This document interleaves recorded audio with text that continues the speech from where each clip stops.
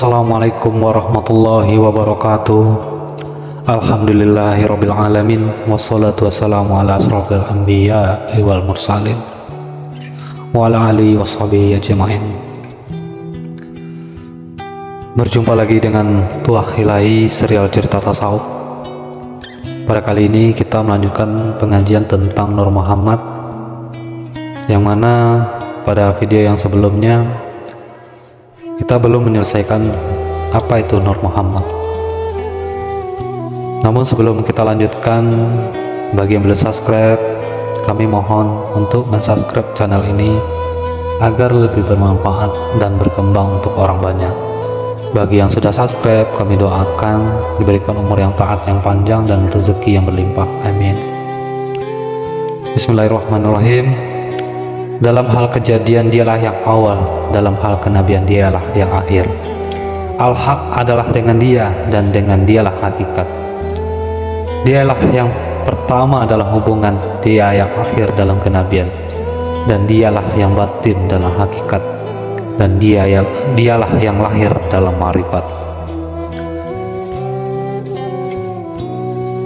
Pendeknya, Nur Muhammad itulah pusat kesatuan alam, dalam pusat kesatuan nubuat segala nabi, dan nabi-nabi itu nubuatnya.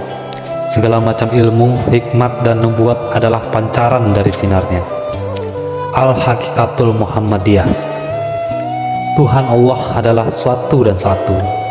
Dialah wujud yang mutlak, maka Nur Allah itu sebagian daripada dirinya. Itulah dia hakikat Muhammadiyah. Itulah kenyataan pertama dalam uluhiyah. Daripadanya lah terjadi segala alam dalam setiap tingkatnya, seperti alam jabarut, alam malakut, alam mistal, alam ajsam, alam arwah. Dia segenap kesempurnaan ilmu dan amal yang ternyata pada nabi sejak Adam sampai Muhammad, dan sampai kepada wali-wali dan segala tubuh insan kamil. Sahabat Tuah Ilahi yang dirahmati Allah, Nur Muhammad itu atau hakikat Muhammadiyah itu qadim, sebab dia sebagian daripada ahadiyat, sebagian dari suatu dan satu. Dia tetap ada. Hakikat Muhammadiyah itulah yang memenuhi tubuh Adam dan tubuh Muhammad. Dan apabila Muhammad telah mati sebagai tubuh, namun Nur Muhammad atau hakikat Muhammadiyah itu tetap ada. Jadi Allah, Adam, dan Muhammad adalah satu, dan insan kamil adalah dia jua pada hakikatnya. Sahabat Tuah Ilahi yang dirahmati Allah, sepanjang kaji yang kami tuntut tentang masalah ini, ada beberapa hal yang terbagi. Yang pertama, Nur Muhammad daripada Nurzat adalah dalam arti qadim pada hidrat atau martabat wahdah yang nyata secara mujmal atau menyeluruh. Yang kedua, Nur Muhammad atau Nurzat dalam arti tafasili terurai adalah suatu asma pada hidrat wahidiyah.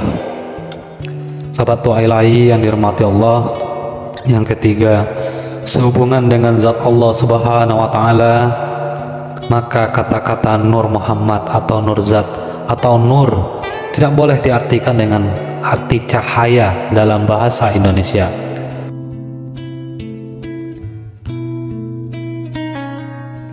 Karena definisi cahaya adalah sebagai akibat balik dari suatu, dari mempunyai ketergantungan dengan sesuatu itu.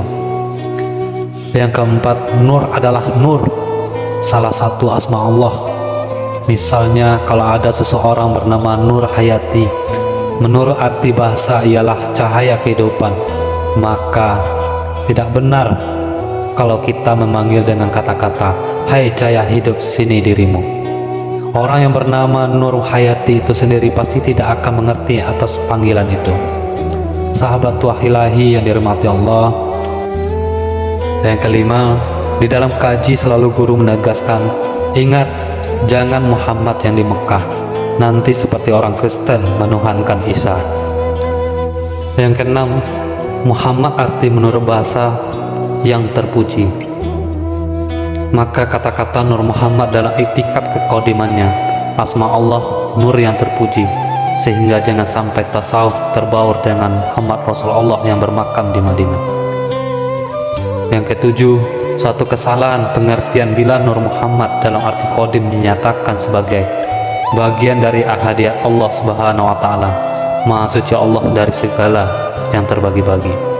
Banyak keterangan yang bisa diungkapkan untuk menjelaskan masalah ini, namun yang paling pokok adalah jangan sesekali memegang pendapat bahwa Nur Muhammad SAW yang terbaring di makamnya di Madinah itu adalah qadim.